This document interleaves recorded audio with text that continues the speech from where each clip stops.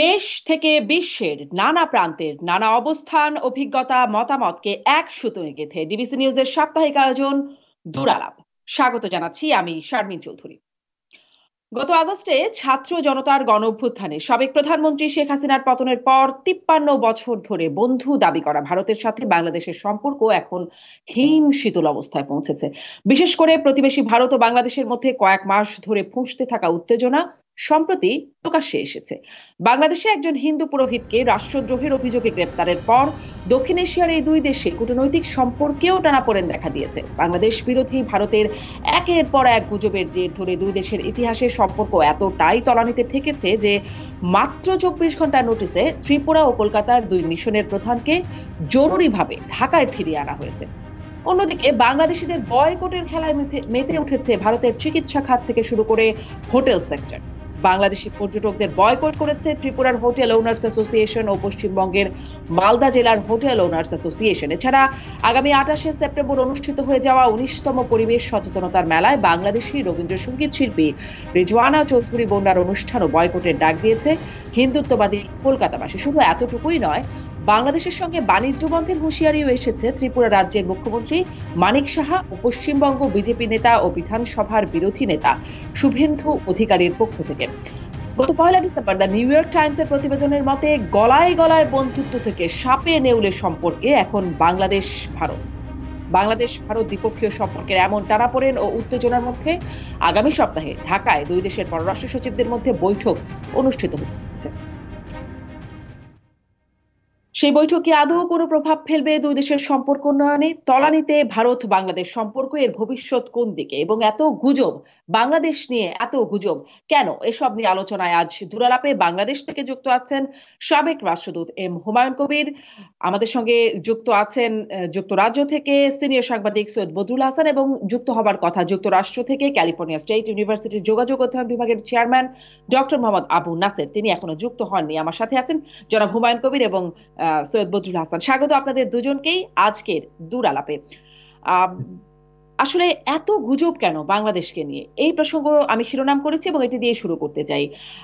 আপনাদের দুজনের কাছেই এই প্রশ্নটি করতে চাই যে আমরা তো ভারত থেকে একদম ঢালাও ভাবে গুজব, অতি প্রচার, অপপ্রচার, অসত্য তথ্য, আংশিক সত্য, এরকম নানান কিছু মিলিয়ে একটা গুজবের রীতিমতো ডালি খুলে বসেছে ভারত। শুধু তো ভারতই নয়, দেখছি যুক্তরাজ্যেও অল পার্টি পার্লামেন্ট গ্রুপ বাংলাদেশের ছাত্র আন্দোলনের ঘটনায় 5ই আগস্টের পরে মৃত্যুর ঘটনা বেশি, এরকমটা তারা বলছে, সেটি প্রতিবাদ করেছে। আমাদের পররাষ্ট্র উপদেষ্টা যুক্তরাজ্যের হাইকমিশনারকে ডেকে এটির প্রতিবাদ জানিয়েছেন। আর সেই ট্রাম্পের টুইট নির্বাচনের আগে, যেখানে বলা হচ্ছে হিন্দুদের উপর বাংলাদেশে বর্বরচিত হামলা হচ্ছে, মানে এরকম খবর একদম বিভিন্ন বিশ্বের বিভিন্ন জায়গায় জায়গায় থেকে আসছে। ভারত থেকে তো আসছে, বিভিন্ন বিভিন্ন জায়গায় এরকম হচ্ছে। কেন এত গুজব, কেন এত গুজব হচ্ছে বাংলাদেশকে নিয়ে? জনাব হুমায়ুন কবির, আপনার কাছ থেকে শুরু করি। ধন্যবাদ আপনাকে। আমি গুজব যেটা আপনি বলছিলেন, অতিরঞ্জন, গুজব, অপপ্রচার, মিথ্যাচার, এই সবগুলোই আমরা দেখছি। তো আমি দুটো জায়গায় বলবো। সেটা হলো যে একটা হচ্ছে যে ভারত বাংলাদেশ আমরা নিকট প্রতিবেশী, এবং সেই প্রতিবেশী হওয়ার কারণেই আমাদের টক ঝাল মিষ্টি সবগুলো মিলিয়েই কিন্তু সম্পর্ক চলে, এবং সেটাই গত 53 বছর ধরে চলেছে। কিন্তু সাম্প্রতিককালে একটা গুণগত পরিবর্তন লক্ষ্য করছি। সেটা হচ্ছে, ধরুন, গত 15 বছরে ভারত তার নিরাপত্তা সংক্রান্ত বিষয় যদি বলেন, অর্থনৈতিক সংক্রান্ত বিষয় যদি বলেন, কৌশলগত বিষয় যদি বলেন, ভারত কিন্তু মোটামুটি ভাবে তার প্রত্যাশিত যে ফলাফল বা তার প্রত্যাশিত যে পাওনা যদি আমি বলি, বা তার যে যে বিষয়গুলো সে গুরুত্বের সাথে দেখে, এই বিষয়গুলোতে উল্লেখযোগ্য সুবিধা তারা লাভ করেছে। বাংলাদেশের দিক থেকে যদি বলেন, আমাদের দিক থেকে আমরা কিছু কিছু জায়গায় লাভ করেছি, কিন্তু এই লাভটা সরকার এবং জনগণ সম্পর্কে দুইটা স্তর আছে। একটা সরকারি স্তরে, সরকারি সরকারে বা সরকার সরকার সম্পর্ক, আরেকটা আছে জনগণ জনগণের সম্পর্ক।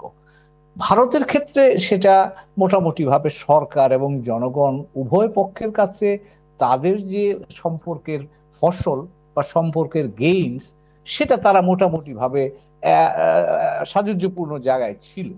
কিন্তু বাংলাদেশের ক্ষেত্রে কিন্তু একটা আমরা যেটা লক্ষ্য করেছি, সেটা আজকে নয়, এখনকার প্রেক্ষাপটটা অনেকদিন ধরেই এটা আলোচনা হচ্ছিল, যে বাংলাদেশের জনগণ কিন্তু আমাদের গত 15 বছরে সরকারের যে সম্পর্ক এবং সেটা সরকারিভাবে যেভাবে ব্যাখ্যা করা হচ্ছিল, জনগণ কিন্তু সেটা ভালো চোখে দেখেনি।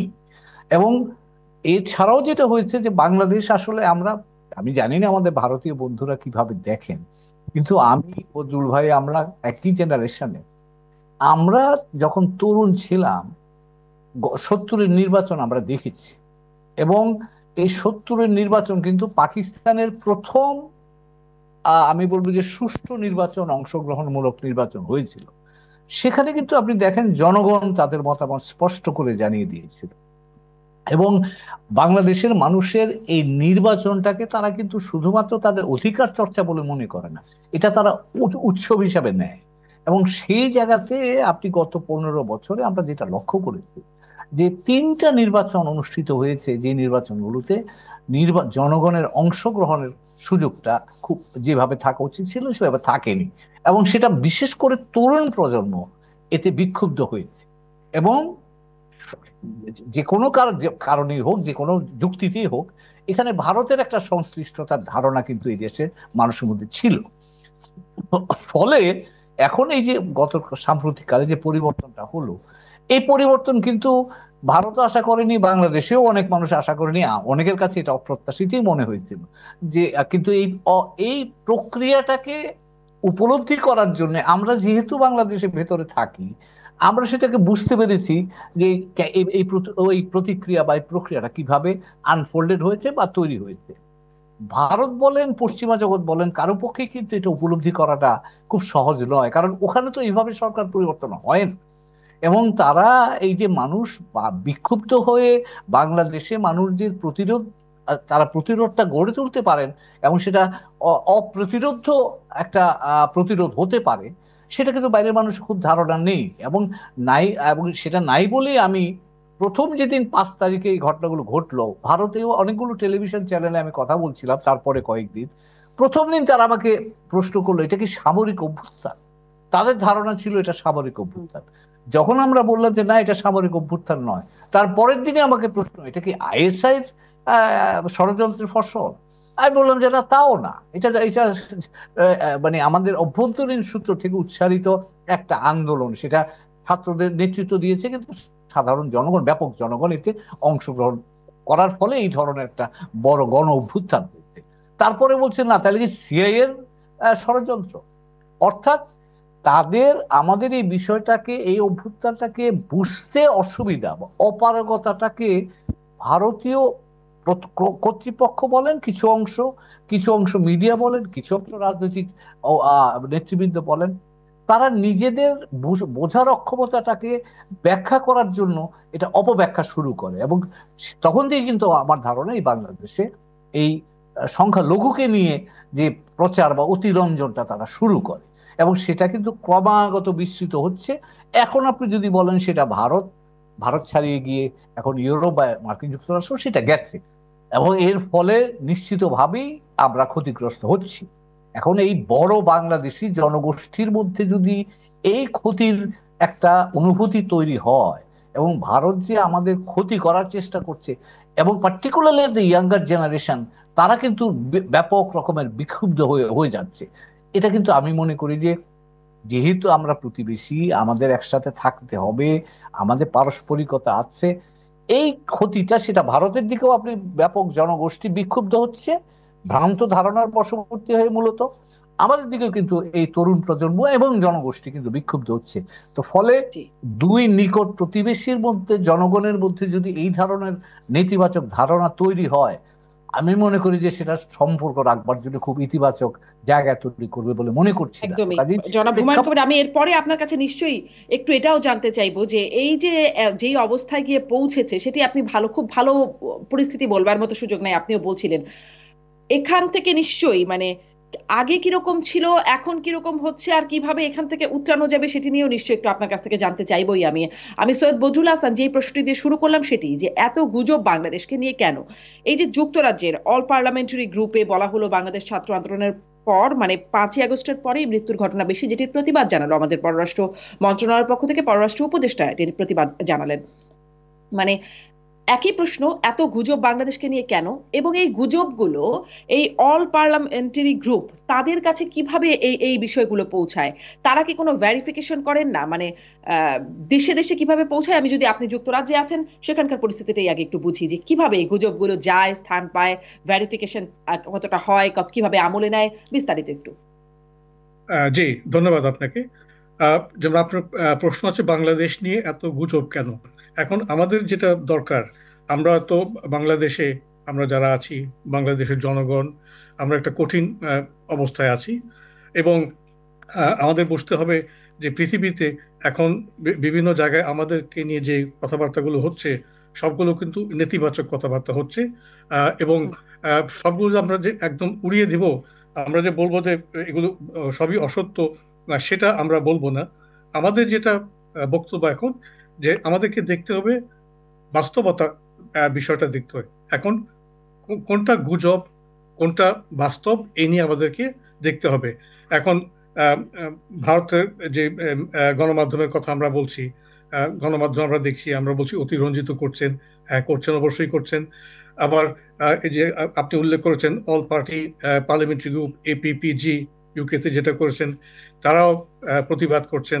এবং আমরা দেখছি আমাদের দেশে পররাষ্ট্র উপদেষ্টা, তিনি গতকালই বোধহয়, হ্যাঁ, ব্রিটিশ হাই কমিশনারকে ডেকে এটা নিয়ে তিনি প্রতিবাদ করেছেন। এখন আমার আমার বক্তব্য হলো একজন সাংবাদিক হিসেবে যে প্রথমে যদি আমরা বলি যে ভারতীয় গণমাধ্যমের কথা যদি বলি, তারা তো তাদের রিপোর্ট দিচ্ছেন। তো এবং আমরা দেখে যাচ্ছি তো গণমাধ্যমে, তাদের টেলিভিশন দেখছি, তাদের পত্রিকা দেখছি। তো আমরা বাংলাদেশে থেকে, বাংলাদেশ ভেতরে যারা আমরা সাংবাদিকতা করি বিভিন্ন পত্রিকায় এবং বিভিন্ন টেলিভিশন চ্যানেলে, আমরা কিভাবে সেই গুজবগুলোর বা সেই রিপোর্টগুলোর উত্তর দিচ্ছি। যেমন আমরা দেখছি, যদি ভারতীয় টিভি চ্যানেলগুলি আমরা দেখি, সেখানে দেখা যাচ্ছে তাদের গণ্যমান্য ব্যক্তিদেরকে তারা নিয়ে আসছেন, এমনকি বাংলাদেশেরও ব্যক্তিদেরকে নিয়ে আসছেন এবং পরিস্থিতি নিয়ে সামগ্রিকভাবে তারা কথা বলছেন।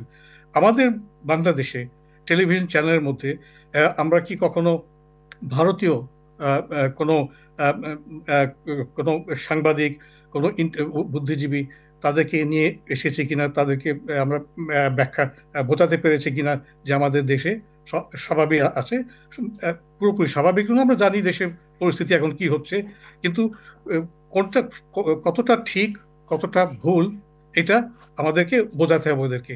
এটা দায়িত্বটা কিন্তু আমাদের আমাদের এখন আমরা আমাদের ওইভাবে আমি একটু প্রশ্ন একটু মাঝখানে করি, তারা কি আসলে বুঝতে পারছে না কতটুকু ঠিক আর কতটুকু বেঠিক? এটা কি তাদের বোঝার ব্যর্থতা, নাকি তারা উদ্দেশ্য প্রণোদিত ভাবে এই গুজবগুলো ছড়াচ্ছে? উদ্দেশ্য প্রণোদিত একটা, হয়তো তারা বুঝতে পারছে না, আবার তারা বুঝতেও পারছে, আবার আবার উদ্দেশ্য প্রণোদিত ভাবে করতে। যেমন দুই দেশের, আমরা ইতিহাসে দেখেছি, দুই দেশের বৈরী সম্পর্ক হলে অনেক কিছু ঘটে যায়। দুই দেশের ভেতর থেকেই প্রপাগান্ডা হয়, এক দেশের পক্ষ একটা কথা বলেন, ভিতর থেকে অন্য দেশের পক্ষ আরেকটা কথা বলেন। তো আমরা যেহেতু আমরা বাংলাদেশ আর ভারতের সম্পর্ক আমরা জানি, গত 53 বছরে 71 থেকে আরম্ভ করে এখন পর্যন্ত আমরা জানি। এবং গতকালই তো এই যে 6 ডিসেম্বর একটা দিবস গেল, বাংলাদেশকে ভারত স্বীকৃতি দিয়েছিল 1971 সালে। তো সেটা একটা বিষয়। কিন্তু আমাদের যেটা, আমি যেটা বলবো যে আমাদের যে সংবাদ মাধ্যম, আমাদের সংবাদপত্র, আমাদের যে গণমাধ্যম, সেখানে একটা ভূমিকা পালন করতে হবে। শুধু ভারতীয়দেরকে বোঝাতে হবে না যে তারা কোনটা ঠিক বলছেন কোনটা ঠিক বলছেন না। আরেকটা হচ্ছে আমাদের নিজের ইনভেস্টিগেটিভ জার্নালিজম করা দরকার। এই যে বাইরে যে আমরা রিপোর্টগুলো দেখছি, এই এই হিন্দু সম্প্রদায়ের উপর বা অন্য কোনো ব্যক্তির উপর বা মানবাধিকার নিয়ে অনেক প্রশ্ন তোলা হচ্ছে, আমাদের সংবাদ সরকারের উপর নির্ভর না করে সরকার দায়িত্ব পালন করবে, এটা আমাদের কোনো আপত্তি নেই, আমাদের কিছু বলার নেই। কিন্তু যে সংবাদ মাধ্যম, যেহেতু গণমাধ্যমের কথা হচ্ছে, আমাদের সংবাদ মাধ্যম সব ক্ষেত্রেই তারা নিজেরা রিপোর্ট তৈরি করবেন এবং আনবায়াসড রিপোর্ট তৈরি করবেন। এমন হয় না যে যেহেতু ভারতে কোনো পত্রিকাতে উদ্দেশ্যমূলক একটা রিপোর্ট দেওয়া হলো, আমরাও সেই পাল্টা উদ্দেশ্যমূলক একটা রিপোর্ট দেবো না, একটা ইন্টেলেকচুয়াল অ্যাপ্রোচ থাকতে হবে। আমরা যেটা বলে একটা শিক্ষিত মানুষ যেভাবে করে রিপোর্ট তৈরি করে, শিক্ষিত সাংবাদিক যেভাবে করে, মানে যে বলিষ্ঠভাবে রিপোর্ট তৈরি করে, বস্তুনিষ্ঠভাবে রিপোর্ট তৈরি করে, সেটা আমরা দেখব। তো আর যে এপিপিজির কথা বলে, এরা এখন এরা কিন্তু রিপোর্ট পায়, এবং আমি এটা মনে করি না যে তারা যে ভারতীয়রা বলছে বলেই তারা ইনফ্লুয়েসড হয়ে গেছেন, প্রভাবিত হয়ে গেছেন, না। তাদের নিজস্ব কতগুলি বিষয় আছে, তারা তারা এটা এটা রিপোর্ট তৈরি করেছেন। কিন্তু আমাদের দায়িত্ব হচ্ছে তাদের সাথে যোগাযোগ করা। আমাদের সরকার, যেমন আমাদের বাংলাদেশ হাইকমিশন আছে, লন্ডনে আছেন, তাদের বর্তমানে হাইকমিশনার নেই, অ্যাক্টিং হাইকমিশনার আছেন, নতুন হাইকমিশনার কয়েকদিন পরে আসবেন আমরা শুনেছি। তো যাই হোক, হাইকমিশনের দায়িত্ব হবে বাংলাদেশ সরকারের পক্ষ থেকে এদের সাথে যোগাযোগ, নিয়মিত যোগাযোগ রক্ষা করা, এবং 24 ঘন্টা যোগাযোগ। যখন আমাদের 71-এ তো আমরা তাই করেছিলাম, আমাদের যে বিভিন্ন মিশন ছিল, বিভিন্ন ডিপ্লোম্যাট ছিল, রাজনীতিবিদ ছিল, 71-এ কিন্তু মুক্তিযুদ্ধের সময় দেশ হয়নি তখনও, কিন্তু আমাদের এই কাজগুলো হয়েছে। এখন দেশ আছে, আমাদের একটা প্রজাতন্ত্র আছে। এখন এই সব যে রিপোর্টগুলো আসছে, এগুলো আপনাদের বোঝানো সবাইকে যে আপনারা যান, দরকার হলে আপনারা গিয়ে দেখেন। এই যে এপিবি যে পার্লামেন্টারিয়ান ল মেকার আছে, এদেরকে বাংলাদেশ সরকার পক্ষ থেকে তাদেরকে বলা হোক। এবং শুধু এটাই বললে হবে না যে আমরা আমরা দুঃখিত, আমরা আমরা প্রতিবাদ করছি। প্রতিবাদ করবেন ঠিকই আছে, কিন্তু এরা যে অভিযোগ তুলছে বিদেশে, এটা ব্রিটেনে হোক, আমেরিকাতে হোক, ইউরোপে হোক, ভারতে হোক, কেউ যদি অভিযোগ তুলে, আমার দায়িত্ব হবে একজন নাগরিক হিসেবে, একটা সরকার হিসেবে, আমি এগুলো আগে যাচাই করবো যে তারা তার অভিযোগটা করছে কতটা সত্য। তারপর রিপোর্ট তৈরি করে যাচাই করে আমি ওদের সাথে কথা বলবো, কিন্তু এর মধ্যে তাদের সাথে যোগাযোগটা রক্ষা করতে হবে। জি, ধন্যবাদ। আমি একটা বিরতিতে যাব, তবে আপনি বলছিলেন যে একটা ইন্টালেকচুয়াল অ্যাপ্রোচের কথা। আমি জনাব হুমায়ুন কবির, আপনার কাছে একটু এই প্রশ্নটা রেখে যাই যে গণমাধ্যমের কথা বলা হচ্ছে, আপনি একজন কূটনীতিক, আপনার এই বিষয়ে অনেক অভিজ্ঞতা। মানে আমরা কি সেই জায়গা থেকে ইন্টালেকচুয়াল অ্যাপ্রোচ, মানে কূটনীতির জায়গা থেকে করতে পারছি কিনা, দেশ থেকে যে অ্যাপ্রোচটা দেওয়া দরকার আমরা কি সেই অ্যাপ্রোচটা দিতে পারছি কিনা, এই প্রসঙ্গটিতেও একটু আসবো। আমি একটা বিরতিতে যাচ্ছি, দূরালাপ থেকে ফিরে এলাম। দূরালাপে আমি জনাব হুমায়ুন কবির, আপনার কাছে যে প্রশ্নটি করছিলাম, যে যেই প্রসঙ্গটি সৈয়দ বদরুল হাসান বলছিলেন ইন্টেলেকচুয়াল অ্যাপ্রোচ, আমাদের সেই জায়গাটি যথাযথভাবে আছে কিনা, আমাদের বাংলাদেশ থেকে মানে সরকারের পক্ষ থেকে যে অ্যাপ্রোচ, এবং আমাদের কিছুদিন আগে জাতীয় ঐক্য আহ্বান করা হলো, সেখানে ভারতের যে প্রোপাগ্যান্ডা, সেগুলোর বিরুদ্ধেও একটা ঐক্য প্রতিষ্ঠিত হবার কথা আমরা স্পষ্ট হলাম। সেখানে আমরা তো দেখি যে আমাদের দেশ থেকেও, মানে ভারত থেকে, যেমন ভারত বাংলাদেশ বয়কট করো, বাংলাদেশ এটা বন্ধ করে দেওয়া হবে, ওটা করে ফেলা হবে, বাংলাদেশকে নানান রকম হুমকি হুঁশিয়ারি চলছে। বাংলাদেশেও বিভিন্ন রাজনৈতিক দলের পক্ষ থেকে বলা হচ্ছে যে যুদ্ধ লাগলে এই হবে সেই হবে, ভারতকে দেখে নেব, হুঁশিয়ারি, ভারত বুঝিয়ে দেওয়া হবে, ইত্যাদি নানান রকম, আমি কোট না করি, মানে এই ধরনের বক্তব্য আসছে। আপনি কি বলবেন মানে ঠিক আমাদের পক্ষ থেকেও ইন্টেলেকচুয়াল অ্যাপ্রোচ সেটি যাচ্ছে? ধন্যবাদ আপনাকে। আপনার ইন্টেলেকচুয়াল অ্যাপ্রোচে জবাব দেওয়ার আগে আমার মনে হয় কনটেক্সট একটু বুঝে নেওয়া দরকার। একটা হচ্ছে যে ডোমেস্টিক কনটেক্সট।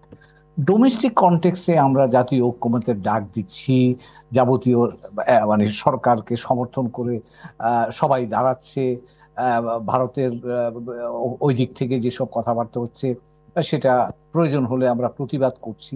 এটা হলো ডোমেস্টিক কনটেক্সট। তো ডোমেস্টিক কনটেক্সটের উপর আমার কন্ট্রোল আছে, সেটা আমি ম্যানেজ করতে পারি ভালো। কিন্তু সমস্যা যে জায়গায় তৈরি হচ্ছে, যে আরেকটা কনটেক্সটটা আছে, সেটা হচ্ছে যে এক্সটার্নাল কনটেক্সট। সেটা ভারত বলুন, আপনি ইউরোপ বলুন, ইউকে বলুন, বা মার্কিন যুক্তরাষ্ট্র বলুন। এখন ওই জায়গাটাকে আপনার হ্যান্ডেল করাটাতে আপনি ইন্টেলেকচুয়াল জায়গাটা আসলেন, ওখানে তো মাধ্যমটা আপনার ইন্টেলেকচুয়াল অ্যাবিলিটি ছাড়া তো আর কোনো মাধ্যম নাই, আর কোনো টুল তো আপনার কাছে নাই। এবং সেখানে আমার ধারণা সেই কনটেক্সটটাও কিন্তু ব্যাপকভাবে পরিবর্তিত হয়েছে। সেটা হলো, ধরুন আমরা প্রথাগত কূটনীতি করি, আমরা একটা ঘটনা ঘটলে আমরা প্রতিবাদ জানাই, যেগুলো করি, ডাকি রাষ্ট্রদূতদের, বা আমরা একটা প্রটেস্ট নোট দিই, এগুলো প্রথাগতভাবে ঘটে। কিন্তু এখন ধরেন ভারতে যে ঘটনাগুলো ঘটছে, এটা তো সামাজিকভাবে বড় ধরনের একটা, এবং সোশ্যাল মিডিয়া কেন্দ্রিক একটা বড় ধরনের বা বাংলাদেশ বিরোধী কর্মকাণ্ড হচ্ছে। এটার অভিজ্ঞতা কিন্তু আমাদের নাই, আগে আমরা কখনো এটা ফেস করি নাই, এবং এটা একেবারে নিউ ফেনোমেনন আমাদের জন্যে ও ভারতের জন্য। তো কাজেই এই নিউ ফেনোমেননকে আমাকে যদি অ্যাড্রেস করতে হয়, তাহলে আমাকে কিন্তু ওই কনটেক্সটার জন্য অ্যাপ্রোপ্রিয়েট যে টুলগুলো আছে সেগুলোকে আমার ব্যবহার করতে হবে। এবং সেখানে আমরা বলছি যে ভারত মিথ্যাচার করছে, অতিরঞ্জন করছে, তো আমার ফ্যাক্টসগুলোকে যদি আমি তুলে আনি এবং অ্যাপ্রোপ্রিয়েটলি যদি আমি ছড়িয়ে দিতে পারি সোশ্যাল মিডিয়াতে বা বিশ্ব জনগণের সামনে তুলে ধরতে পারি, তাইলে না আমি এই যে প্রচারণাটা হচ্ছে সেটা ইফেক্টিভলি অ্যাড্রেস করতে পারলাম। তো that is one part of the intellectual, আপনার বলতে পারেন যে এক্সারসাইজ যেটা আমরা করতে পারি। তো এখানে আমি আরেকটু স্পষ্ট হতে চাই, জনাব হুমায়ুন কবির, আপনি বলছেন আমরা যদি ফ্যাক্ট গুলো তুলে ধরতে পারি এবং সেটা যদি ছড়িয়ে দিতে পারি একটু, মানে যেমন যেই বিষয়গুলোতে মিথ্যাচার হচ্ছে বাংলাদেশে যদি কিছু নাই ঘটে সেই রকম, সেটা আমরা কি বলবো আসলে? কারণ ভারত তো বলছে এটা হয়ে গেল, ওটা সেটা হয়ে গেল, বাংলাদেশে এই করে ফেলছে নানান কিছু আর কি। তো সেই ঘটনাগুলো অস্তিত্ব যদি না থাকে আমরা আসলে কি প্রচার করব? ওকে, ফাইন, ভালো কথা বলেছেন। ভারতের ওআরএফ, যেটা one of the leading think tank, world economic forum, যেটা সারা পৃথিবীর একটা ওয়ান অফ দ্য লিডিং আপনি অর্গানাইজেশন বলতে পারেন, তারা গত কয়েক বছরে এবং গত কয়েক মাসে তারা ডকুমেন্ট বের করেছে যে সারা পৃথিবীর মধ্যে সবচেয়ে বেশি মিথ্যা এই সোশ্যাল মিডিয়ার ইনফরমেশন আসে ভারত থেকে। তো সেটা তো আমরা দেখছি। এখন সেটা আমরা এখন আমাদের প্রয়োজনের প্রেক্ষাপটে আমরা এটা খোঁজ করে বের করেছি বা এটা আমাদের আমরা আমরা বের করার চেষ্টা করছি। এখন এই বক্তব্যটা বা এই যে জিনিসটা, আমি যখন বলছি যে আমার বিরুদ্ধে মিথ্যাচার হচ্ছে, অতিরঞ্জন হচ্ছে, তার সাথে সাথে যদি আপনি ওয়ার্ল্ড ইকোনমিক ফোরামের একটা ডকুমেন্ট দেখাতে পারেন, একটা এভিডেন্স দেখাতে পারেন, করবোরেশন দেখাতে পারেন, আপনি যদি ইন্ডিয়ান ডকুমেন্ট যেগুলো ওআরএফ থেকে বের হয়েছে গত কদিন আগে সেটাও আনতে পারেন, আমার বক্তব্য অনেক বেশি যুক্তিগ্রাহ্য হবে। সেটা হয়তো ভারতের এই এখনকার এই যে ডামাডোলের মধ্যে হবে না, কিন্তু বাইরের পৃথিবীতে মার্কিন যুক্তরাষ্ট্রে, ইউকেতে সেটা তাদের কাছে উপস্থাপন করলে তারা তখন চিন্তা করবে যে হ্যাঁ, কথা তো ঠিক, এখানে তো এটা হচ্ছে, বাংলাদেশেও হয়তো এই ধরনের আক্রমণের বা এই ধরনের অপপ্রচার শিকার হয়েছে। তো এই কাজটা তো আমাকে করতে হবে এবং এই কাজগুলো কিন্তু একটা হচ্ছে প্রোঅ্যাক্টিভনেস দরকার, আর আবার ইন্টেলেকচুয়াল অ্যাড্রেস করা দরকার। আপনি গ্যালারিতে অ্যাড্রেস করবেন, বাইরে মানুষের বা ভেতরে জনগণের জন্য দিলেন, সেটা একরকম কন্টেন্ট লাগবে, কিন্তু বাইরের পৃথিবীতে যখন যাবে আপনার কন্টেন্টও কিন্তু ডিফারেন্ট হতে হবে in relation or appropriate to the context. এই আন্ডারস্ট্যান্ডিংটা আমাদের দরকার এবং এই দক্ষতাটাও দরকার। আমি বলবো না বাংলাদেশে দক্ষ লোক নাই, কিন্তু আমাদের এই ডিরেকশন আমাদের বুঝতে হবে কনটেক্সটটা কি এবং সেক্ষেত্রে আমার কি প্রয়োজন। থার্ড হচ্ছে আমাকে আপনার স্কিল সেট যেটা এই সিচুয়েশনের জন্য প্রয়োজন সেটা ব্যবহার করতে হবে। কাজে এইগুলো না হলে আমরা চেঁচামেচি করতে থাকবো, বাংলাদেশ থেকে অস্বীকারও করতে থাকবো বা মিথ্যা কথা হচ্ছে এটাও বলবো, কিন্তু সেটা তো বাইরের পৃথিবী শুনবার মতো সুযোগ তৈরি হবে না। কারণ এই সিচুয়েশনটা একেবারে নতুন, এটা ট্রেডিশনাল ডিপ্লোমেসির অংশ নয়। আজকে বাংলাদেশের আমাদের ইন্ডিয়াতে ডিজিটাল ডিপ্লোমেসি, ডিজিটাল তারা সমস্ত কিছু করছে সোশ্যাল মিডিয়াতে আমাদের বিরুদ্ধে। আমাদের ডিজিটাল টুল কয়টা আছে আমাকে এখন সেই জায়গাতে আমার জন্য তো একটা লেসন, আমি লেসনটা নিয়ে কুইকলি আমার যদি কোনো ডেফিসিট থাকে সেটার জন্য আমি তাড়াতাড়ি কাজে লেগে পড়া দরকার তো মনে করছি। তা না হলে তো ওই ঢেউ আপনি সামাল দিতে পারবেন না। জি, মানে বাইরের পৃথিবীতে আসলে কিভাবে যাচ্ছে সেই প্রসঙ্গটি তুলছিলেন। আমি সৈয়দ বদরুল হাসান, আপনার কাছ থেকে আমি যেটি দিয়ে আপনার কাছে শুনছিলাম যুক্তরাজ্যের অল পার্লামেন্টারি গ্রুপ, সেটার অবস্থা শুনছিলাম। ট্রাম্পের কথাও আমি মানে নির্বাচনের আগে ট্রাম্পের যে টুইট সেটিও একটা অনেক আলোচনা হয়েছে আমাদের এখানে। নিউ ইয়র্ক টাইমস ভারতের সাথে সম্পর্কের কথা বলছে যে গলায় গলায় বন্ধুত্ব থেকে এখন সাপে নেউলে সম্পর্কে পরিণত হয়েছে। মানে বাইরের পৃথিবীর লেন্সটা কি, তারা আসলে কোন লেন্সে বাংলাদেশকে দেখছে? তারা কি ভারতের লেন্সে দেখার চেষ্টা করছে নাকি তাদের নিজস্ব লেন্সে দেখার চেষ্টা করছে? না, তারা ভারতের লেন্সে দেখছে এটা আমি বলবো না। তারা কিন্তু বিশেষ করে পশ্চিমা দেশে, ইউকে বলেন, আপনার যুক্তরাষ্ট্র বলেন, ইউরোপ বলেন, তারা কিন্তু নিজস্ব ইয়ে থেকে দৃষ্টিকোণ থেকে তারা সবকিছু দেখে থাকেন। হ্যাঁ, ভারত যেভাবে দেখছে, ভারতের কাছ থেকে তারা রিপোর্ট অবশ্যই দেখছে এবং স্বাভাবিকভাবেই তারা ওই রিপোর্টগুলো পড়ছেন, কিন্তু তারা যখন যাচাই করেন, কোনো রিপোর্ট তৈরি করেন বা রিপোর্ট পেশ করেন, তখন কিন্তু তাদের নিজস্ব একটা মেকানিজম আছে, সেটা দিয়ে তারা দেখেন। আরেকটা যেটা হচ্ছে যে কোনো একটা দেশের অভ্যন্তরীণ রাজনীতির উপর নির্ভর করে বাইরের ইমেজটা কি হয়। আমাদের দেশে তো আমরা তো এখন স্বীকার করতে সবার স্বীকার করতে হবে যে বর্তমানে কিন্তু আমাদের অভ্যন্তরীণ অনেক সমস্যা আছে। আমাদের যেমন ওই আপনার সংখ্যালঘুদের সমস্যাটা আমরা দেখছি, তারপরে মানবাধিকার সমস্যাটা দেখছি, আবার যে আমাদের সাংবাদিকরা এবং আমাদের সংবাদ মাধ্যম কতটা স্বাধীন, কতটা লিখতে পারছেন, গত 5ই মার্চের পর থেকে কতটা স্বাধীনভাবে লিখতে পারছেন, এটা আমরা দেখছি। তো একটা দেশের অভ্যন্তরীণ রাজনীতির উপর নির্ভর করে আমরা বাইরে কিভাবে দেশটাকে আমরা পেশ করব। এখন আমরা বলতে পারি এখানে বসে যে ইন্টেলেকচুয়াল, আমি কই ভাই আছেন, আমরা যে ইন্টেলেকচুয়াল অ্যাপ্রোচ আমাদের দরকার, কিন্তু ইন্টেলেকচুয়াল অ্যাপ্রোচ আমি আমার দেশের রাষ্ট্রদূত বা হাই কমিশনার যেখানে থাকবেন, তার তো একটা একটা সলিড একটা এভিডেন্স থাকতে হবে যে দেশটা ভালো আছে, এবং যেগুলো রিপোর্ট দেওয়া হচ্ছে, হ্যাঁ সবগুলো যে মিথ্যা প্রচার হচ্ছে সেটা না, অনেক অনেক কিছু আপনার নেতিবাচক হচ্ছে, কিন্তু আমাদের দেশে আমরা চেষ্টা করছি যাতে ভালো ফলাফল হয়, ভালো রেজাল্ট হয়, আমরা ভালোভাবে পৃথিবীর সামনে দেশটাকে আপনার পেশ করতে পারবো। আরেকটা কথা যেটা আমি বলবো এখানে, যে আমাদের যে যখন এই সব অভিযোগ ওঠে, দেশের বাইরে যখন অভিযোগ ওঠে, আমাদের দেশের অভ্যন্তরীণ রাজনীতি নিয়ে কথাবার্তা ওঠে, আমাদের কিন্তু ওই রিয়াক্টিভ ডিপ্লোমেসি দরকার নেই। আমাদের যেটা এখন একটা রিপোর্ট বেরোলো, আমরা সাথে সাথে বলে দিলাম যে এটা মিথ্যা, তো এই অ্যাপ্রোচটা কিন্তু ঠিক হয় না। এটা আনডিপ্লোম্যাটিক একটা অ্যাপ্রোচ। আমাদের যেটা দরকার যে হ্যাঁ, আমরা যদি কোনো রিপোর্ট বেরোয়, যেমন কোনো দেশের রাষ্ট্রদূতকে ডেকে এটা বলা ঠিক হবে না যে আপনাদের দেশে এই রিপোর্টটা তৈরি করা হয়েছে, আমরা এটা এটা মানে সবৈব মিথ্যা। এটা না বলে আমাদের আগে এটা যাচাই করতে হবে যে রিপোর্টের মধ্যে যে অভিযোগগুলো আছে, সেই অভিযোগগুলো আমাদের সরকারের মাধ্যমে, আমাদের গণমাধ্যমের মাধ্যমে, আমাদের যে অন্যান্য বুদ্ধিজীবীরা আছেন, সিভিল সোসাইটি আছেন, তাদের মাধ্যমে আমরা দেখব কতটা সত্য কতটা অসত্য, তারপর আমরা এটা নিয়ে আমরা কাজ করবো। মানে এক কথা, রিয়াক্টিভ অ্যাপ্রোচ না দিয়ে পৃথিবীকে রিএশিওর করতে হবে, হ্যাঁ যদি যে আমার দেশে যদি এইসব হয়ে থাকে বা মানে হয়ে চলেছে, আমরা এটা দেখব, কিন্তু আপনাদেরকে আশ্বাস দিচ্ছি যে আমরা দেশে ভালো অবস্থা, ভালো পরিস্থিতি আনার জন্য, দেশের ভেতরে অভ্যন্তরীণ রাজনীতি নিয়ন্ত্রণে আনার জন্য, আইন শৃঙ্খলা পরিস্থিতি ভালো অবস্থায় আনার জন্য আমরা সর্বতোভাবে চেষ্টা করছি। এই ধরনের একটা অ্যাপ্রোচ আমাদের দরকার।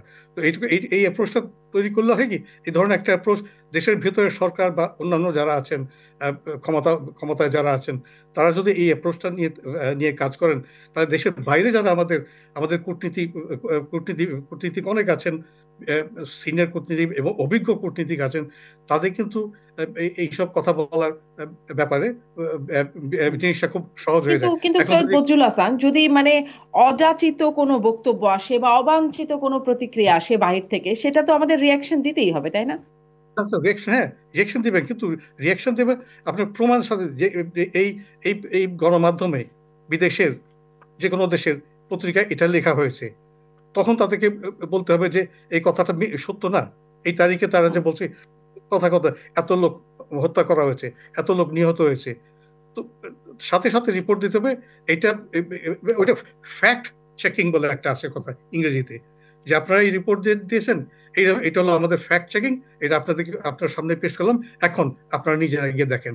ওদের মানে কথা স্পষ্ট, মানে একদম প্রমাণ সহকারে সেই রিয়াকশনটা হবে প্রমাণ সাপেক্ষে। জি, সৈয়দ বজলুল হাসান, ধন্যবাদ। আমি একটা জায়গায় রিয়াকশনের জায়গায় একটু আমি খুবই আসলে জানতে ইচ্ছে করে আমার জনাব হুমায়ুন কবির, যে সীমান্ত হত্যা, এটি আমাদের একদম দীর্ঘদিনের সমস্যা। এই যে আজকেরই ঘটনা, একজন পঞ্চগড়ে একজন বাংলাদেশি নাগরিককে বিএসএফ এর গুলিতে নিহত হতে হয়েছে। সেখানে আমরা আবারও দেখছি যে পতাকা বৈঠক হলো, মানে আগেও দেখেছি এই পতাকা বৈঠক হচ্ছে, পতাকা বৈঠকে প্রতিবাদ জানানো হচ্ছে। একটু বুঝিয়ে বলতে পারেন যে কি হয় পতাকা বৈঠকে, কি প্রতিবাদ করা হয়, তার কি কার্যকলাপ হয়, আদৌ কিছু হয়?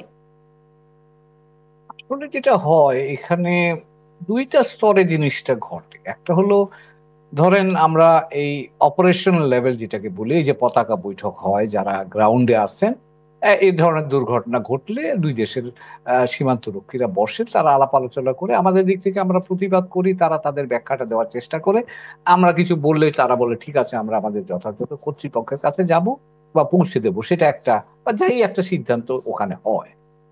আরেকটা যেটা হয় এই ঘটনাগুলো তো কেবল ওই স্থানীয়ভাবে বা অপারেশনাল লেভেলে হয় না, এগুলো একটা পলিটিক্যাল কানেকশন কিন্তু আছে। ভারতের দুইজন প্রধানমন্ত্রী বাংলাদেশে দাঁড়িয়ে বলেছেন যে এই সীমান্তে হত্যাকাণ্ড শূন্যের কোঠায় আনতে হবে, এবং মানুষ না মেরে অন্য ধরনের অস্ত্র ব্যবহার করা যায় কিনা সেটা নিয়েও কিন্তু আলাপ আলোচনা হয়ে আসে। এখন এই রাজনৈতিক অঙ্গীকার সরকারের সর্বোচ্চ পর্যায় থেকে অঙ্গীকার থাকার পরেও যখন আমি দেখি যে অপারেশনাল লেভেলে এই ধরনের হত্যাকাণ্ড সংঘটিত হচ্ছে, তখন বুঝতে হবে যে হয় রাজনৈতিক বক্তব্য, যারা রাজনৈতিক যে অঙ্গীকারটা আসছে সেটা ওখান পর্যন্ত পৌঁছচ্ছে না, অথবা রাজনৈতিক অঙ্গীকারটা দেয়া হচ্ছে সেটা আনুষ্ঠানিকতার জন্য, বাস্তব অর্থে এর কোনো মূল্য নাই। এখন আমরা ওই পুডিনের স্বাদ কি সেটা তো খেয়ে বুঝতে হবে। এখন আমরা এই সীমান্তে যখন অনবরত এই হত্যাকাণ্ডগুলি ঘটতে থাকে এবং যখন ভারতের সর্বোচ্চ পর্যায় থেকে অঙ্গীকার দেয়া হয় একবার না কয়েকবার, তখন আমরা বুঝি যে আসলে ওই গ্রাউন্ড লেভেলে আপনি যেটাকে বলেন পতাকা বৈঠকে যাই হোক, এই এই সমস্যাটার সমাধান হবে না যতক্ষণ পর্যন্ত না রাজনৈতিক সিদ্ধান্ত সঠিকভাবে বা রাজনৈতিক অঙ্গীকার সঠিকভাবে বাস্তবায়িত না। আমি একটা বিরতিতে যাব জনাব হুমায়ুন কবির। বিরতির পরে আপনার কাছে একটু আরেকটু বুঝতে চাইবো যে রাজনৈতিক সিদ্ধান্ত গত সরকারের সময় আমরা দেখেছি নানান রকম কথা বলা হয়েছে, কখনো কখনো মেনে নেওয়া হয়েছে যে দোষটা আমাদেরও আছে, এরকমটাও হয়েছে। এখন না হয় আমরা অনেক প্রতিবাদের কথা বলছি, কিন্তু কাজে কি কিছু হচ্ছে? এইগুলো মানে পতাকা বৈঠক হলো, প্রতিবাদ করছি, কিন্তু প্রতিবাদ এগুলো করে কোনো লাভের দিকে যেতে পারছি নাকি সম্পর্কের ক্ষতিতে আরো লসের দিকে যাচ্ছি? সেই আসলে লাভ লোকসানের হিসাবটাও একটু বুঝতে চাইবো একটা বিরতির পরে দুরালাপে। ফিরে এলাম দুরালাপে। যে প্রসঙ্গটি আমি কথা বলবো বলছিলাম যে জনাব সৈয়দ বদরুল হাসান, আপনার কাছ থেকে এই পর্বের শুরুটা শুনি যে আহ, আগে যেটা ছিল আমরা বলেছি নত জানু আমাদের পররাষ্ট্রনীতি, আমরা অনেক কিছুই মেনে নিয়েছি, অনেক কিছুই কোনো প্রতিবাদ, যথাযথ প্রতিবাদ হয়নি। এখন আমরা যেটা দেখছি খুব শক্ত অবস্থানে বাংলাদেশের সরকার, বাংলাদেশ ভেতর থেকে, এবং খুব প্রতিবাদ প্রতিক্রিয়া সবকিছুতে আমরা জানাচ্ছি। কিন্তু এটাও একটু হিসাব করি যে লাভ লোকসানের দিক থেকে আসলে কেমন হচ্ছে, কারণ দুই দেশের সম্পর্ক তো ঠিক আবেগের সম্পর্ক না, স্বার্থের সম্পর্ক আছে আমাদের। সেখানে আসলে আমরা লাভবান হচ্ছি না আমরা লোকসানের শিকার হচ্ছি? আপনি কিভাবে দেখেন? প্রথম কথা আমি বলবো যে আপনি যে বললেন যে আগে নতজানু পররাষ্ট্রনীতি ছিল, আমার সেটা মনে হয় না। আমরা কিন্তু বাংলাদেশে বরাবরই ৭১ সালের স্বাধীনতার পর থেকেই দেখেছি আমাদের পররাষ্ট্রনীতি সব দেশের প্রতি, বিশেষ করে ভারতের প্রতি অনেকে একটা ধারণা, একটা প্রপাগান্ডা সবসময় ছিল যে আমাদের পররাষ্ট্রনীতি নতজানু পররাষ্ট্রনীতি ছিল। এটা কথাটা ঠিক নয়। আর আরেকটা কথা যে এখন যেটা হচ্ছে যে একটা বৈরী পরিস্থিতি, এটা কিন্তু আমি বলবো না যে আমাদের আমাদের পররাষ্ট্র নীতি ক্ষতি হয়ে গেছে বা আমাদের পররাষ্ট্র নীতি এখন নেই, ভারতের পররাষ্ট্র নীতি এখন নেই। এটা একটা এমন একটা পরিস্থিতি হয়েছে যার কারণে এই এই উত্তেজনাটা, যেমন কবি ভাই বললেন যে সামাজিক মাধ্যমে, সোশ্যাল মিডিয়াতে, তারপরে পত্র পত্রিকাতে, গণমাধ্যমে যে ধরনের কথাগুলো উঠছে বাংলাদেশে এবং ভারতে উভয় দেশেই, তার কারণে এই সম্পর্কটা আরো জটিল হয়ে যাচ্ছে। কিন্তু আমরা এটাও জানি যে বাংলাদেশের জনগণ এবং ভারতের জনগণ, যে পিপল টু পিপল রিলেশনস, এটা কিন্তু সবসময় ছিল। এবং ভারতে আমাদের অনেক মানুষ যায়, চিকিৎসার জন্য যায়, শিক্ষার জন্য যায়, ট্যুরিজমের জন্য যায়, ভারত থেকেও আসে। তো সেটার মধ্যে এখন একটু ভাটা পড়েছে। কিন্তু আমি এটা মনে করি না যে এখন যে ওই আগের পররাষ্ট্রনীতি এখন নেই, এখন পররাষ্ট্রনীতি অন্য মোড় নিয়েছে বা পররাষ্ট্রনীতি একদম অ্যাবসেন্ট হয়ে গেছে, একদম উধাও হয়ে গেছে, সেটা না। আর লাভ লোকসানের কথা বলতে গেলে আমরা যে ভারত আমাদের তিন দিকে আছেন, এটা তো আমরা সবাই জানি। একটা আমরা আমাদের প্রতিবেশীকে পরিবর্তন করতে পারি না, তারাও বাংলাদেশকে পরিবর্তন করতে পারে না। কিন্তু বাংলাদেশ একটা গুরুত্বপূর্ণ একটা দেশ। আপনি দেখেন আমাদের পাশে ভারত আছেন, আমাদের কাছে চীন আছেন, রাশিয়া আছেন, এদিকে থাইল্যান্ড আছেন, বার্মা আছেন, ওদিকে আবার শ্রীলঙ্কা আছেন। তো আমরা একটা জিও স্ট্র্যাটেজিক্যালি একটা গুরুত্বপূর্ণ স্থানে আছি। তো যার জন্য আমাদের অভ্যন্তরীণ রাজনীতিটা আগে ঠিক করতে হবে এবং সঠিক পথে নিতে হবে। আমরা যাতে করে একটা ভবিষ্যৎ একটা নির্বাচিত ভালো একটা সরকার পাই, সেটার দিকে দেখতে হবে।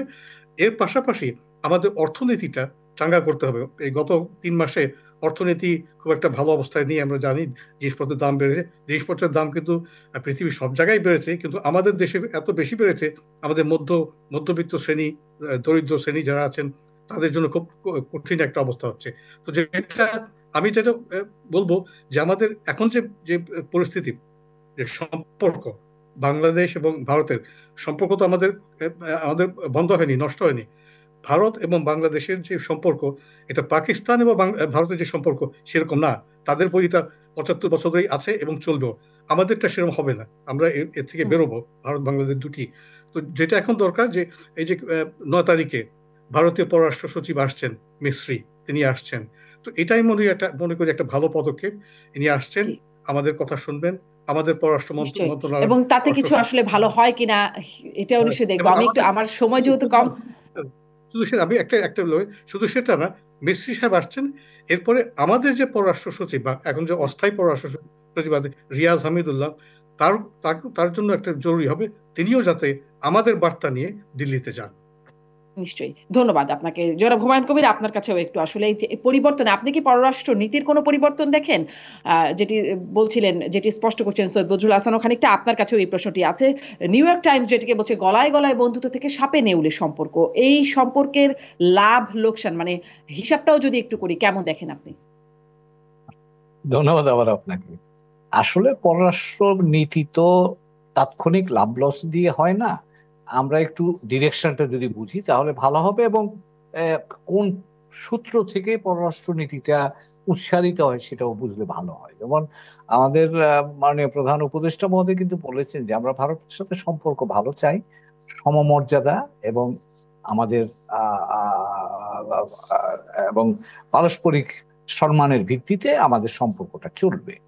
এবং পররাষ্ট্র উপদেষ্টা মহোদয় কিন্তু আরেকদিন যেটা বলেছেন যে ভারতকে উপলব্ধি করতে হবে যে এখানে মানুষের প্রত্যাশার মধ্যে এখন একটা বড় ধরনের পরিবর্তন এসছে, এবং সে জায়গায় ভারত এটা যদি এখানে অ্যাডজাস্ট করতে পারে বা এটাকে বুঝতে পারে ভালো, তাহলে আমার ধারণা আমরা এখনকার নতুন প্রেক্ষাপটে সম্পর্কটাকে একটা নতুন জায়গায় নিয়ে যেতে পারি। এবং এখানে যেটা যে কোনো দেশের জন্য প্রয়োজন, আমাকে আমার দেশের স্বার্থের কথা মনে রেখে পররাষ্ট্রনীতি পরিচালনা করতে হবে। ভারতও ভারতেরটা করে, এবং সেখানে সাযুজ্যের একটা জায়গা খুঁজে পেতে হয়, যেটাকে আমরা মিউচুয়ালি বেনিফিশিয়াল একটা পজিশন বা কমন গ্রাউন্ড আমরা বলি। এখন বাংলাদেশ এবং ভারতের ক্ষেত্রে আমি বলবো যে প্রতিটা ঘটনা দিয়ে আপনি লাভ লস হিসাব করতে পারবেন না। এখানে যেহেতু আমরা নিকট প্রতিবেশী, আমাদের পারস্পরিকতা আছে, এবং সেখানে আমরা উভয়ের জন্য উপাদেয় কিভাবে হতে পারি সেটার প্রতি আমরা যদি মনোযোগী থাকি, তাহলে আমার ধারণা আমরা মর্যাদাশীল প্রতিবেশী হিসাবে অনেক ধন্যবাদ জনাব হুমায়ুন কবির। আমরা সামনের দিকে তাকিয়ে রইলাম, নিশ্চয়ই আমরা লক্ষ্য করব, আমরাও বিশ্লেষণ করবো, আপনাদের সাথে কথা বলবার সুযোগ হবে। অনেক ধন্যবাদ আপনাদের দুজনকেই। ধন্যবাদ দর্শক, এতক্ষণ সাথে থাকবার জন্য। বিদায়।